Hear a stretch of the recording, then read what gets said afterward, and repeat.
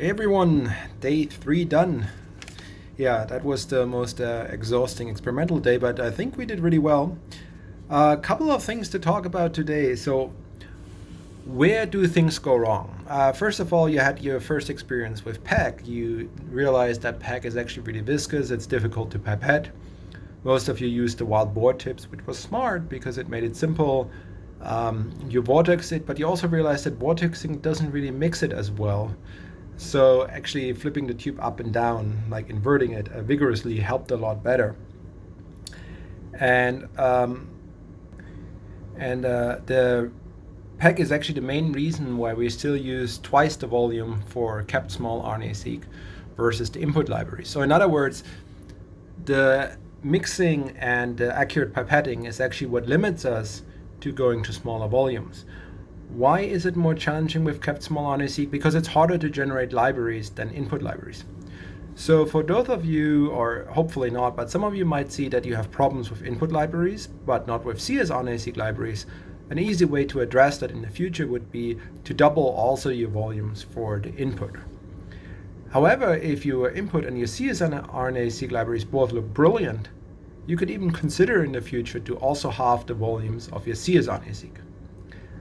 And then you save even more money and make the protocol from about 2 to 50 a sample to 200, because the library prep kit is the biggest expense. I also wanted to spend a couple of seconds to talk about adapter concentrations. So in our protocol, it's written to use 0.3 microliters of the adapter. The original NAB adapter is 9 to 10 micromolar. But today, for those of you who looked at the tube, you've seen that they were 1-to-1 diluted, so the final adapter was actually 4.5 micromolar. The reason we do so is because the protocol, the 0.3, is for 10 to 20 micrograms, and most of us had about 5 micrograms of input. Hence, we halved the adapter concentration. People like Hugo, who have less than 1 microgram of input, they actually diluted it even further. The importance is that you have accurate stoichiometry between the adapters and the RNA that you're working with. Otherwise, the RNA, the adapters quench your sample. So the idea of more is better is not true in this case. Indeed, if you have too much adapter to RNA ratio, it will quench your sample. So in the future, when you do your own csRNA-seq, consider how much RNA you have as total input. If you have 20 micrograms, cool, go with the 0.3 right off the bat. If you have about 5 micrograms, like most of us today, let's go with 0.15 or diluted 1.1. And if you have less than 1 microgram, diluted 1 to 5 or 1 to 10 compared to the kit. A question was, why do we add the RT primer after the 3' adapter ligation? And this is because T4RNA ligase loves to glue together RNA and RNA, but also RNA and single-stranded DNA. So the 3' adapter is DNA, and it therefore forms an adapter dimer with the 5' adapter, which is RNA. Of course, the RNA is still kinetically favored, but there's of course a lot more adapter than RNA. So to block that a little bit, we anneal the RT adapter early to generate double-stranded DNA out of the 3' adapters, both the ligated and the unligated ones. So now you have double-stranded DNA, which is really not at all like a T4RNA ligase 1, and this is the way to quench the adapter dimers. Another quick point to talk about again is the cap exchange. Some of us might have noticed that certain teams were way behind and then quickly caught up towards the end. This is honestly if we prepare our master mix in the caps while the caps are on ice. Then we take our sample and just remove the cap, add a new cap, mix it by inverting rigorously, spin it down, put it back on the incubator or in the PCR machine. You will see that you actually progress extremely quickly. So this is the benefit that some people become more automated, is that let's say 40 minutes break, make sure the lids have the master mix in it. So when the incubation is done, quickly exchange the lids, boom, be done here. One thing is also about temperatures. is the next time you do the method, maybe think a little bit about temperatures. For example, if my incubation temperature is 22 degrees, my room temperature is 21, you can actually take the 3' adapter reaction and add your RT primer at room temperature.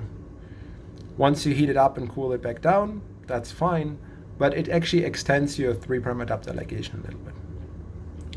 The same thing is when you do your 5' adapter ligation. You can leave the reaction on the bench and sort of let it continue for you another couple of seconds while you add the lids for the reverse transcriptase and then add it on the PCR machine. However, it's also not bad to stop the reaction to make sure the enzymes are all nice at 4 degrees and then put it in a PCR machine, but I commonly just leave it on the bench so the reaction continues. A last thing to briefly say is PCR today versus tomorrow. On a normal work day, I would always do my RT for 1 hour, and in that hour prepare my barcoding to run the PCR overnight, and then tomorrow run the gel, sometimes even run the gel today. It is totally possible once you're in a bit more experienced to basically go from precipitation in the morning to cutting the gel at night if you have something like 36 samples or so, and be out of here by 5.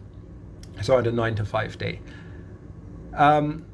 That of course requires, very accurate timing and the changing of the lids. And actually no, you have to be out by 6 because of the gel running time. The advantage of that is that you can then just let the gels elute overnight, tomorrow do the purification, and you save yourself a whole day. However, the barcoding needs to be done very precisely and is a bit challenging, and so I thought it's better to do it tomorrow. So whenever you want to do the RT overnight, you might as well take advantage of the fact that if you, I have no data, but the NAB suggests to do the RT overnight, but there is a number of other publications that show when you change the temperature from 45 to 50 and basically use the protocol that we have, that you increase the amount of reverse transcription, and that was optimized with the small input RNA-seqs. So the RT protocol now is actually just a copy-paste from the low input RNA-seq protocols that require RT to make double-stranded DNA to attackment it for the low input. So this is why there are these two different times in there. I'm sorry I didn't write that quite precisely, but usually I go for 1 hour, PCR it, and if I have to leave, then I just set it with the overnight. Okay, great day today. Thank you again. It was great to see how you all helped each other out, and I was basically useless, which is not a bad feeling to have for me. It's actually great to see, if you help each other out, you learn a lot, and so it's awesome. And I'm very confident that, particularly because most of you have teams in the lab, so I try to emphasize to have 2 from every lab that work together. So if one, does the master mix, the other has a little bit more attention to what's going on around, or while A is pipetting, B can watch the fingers, right? And in generally, if you have 2 or more people in the lab, the idea that you can do the method successfully there and implement it, the chances are drastically higher. For tomorrow, you will see that all of you will have barcodes assigned. You unfortunately will have to wait for me to come in tomorrow. I hope I'll be there on time. But what we do tomorrow is to do the PCR master mix. Add the PCR master mix into the lids. You can go ahead with that by yourself. You will find all the reagents in the blue buckets, but I should also be there on time. And then we add the barcoding primers. So if the barcoding primers and the numbers are a little bit weird to you, I try to design it in a way that we can use 8-strip tubes for quick barcoding using the multi-channel, so that we don't have to add one barcode after the other. You will also see that some of you have the same barcodes. We have so many samples that we will not be able to run them all in a single lane. So we have to run several lanes. We will load one lane together on Friday, just for those who want. Those who are not interested can of course go home. But I ordered more that should arrive Thursday and Friday, latest Monday. And then we will run 2, potentially even 3 lanes. Yeah, with that, good work today. See you tomorrow. Bye.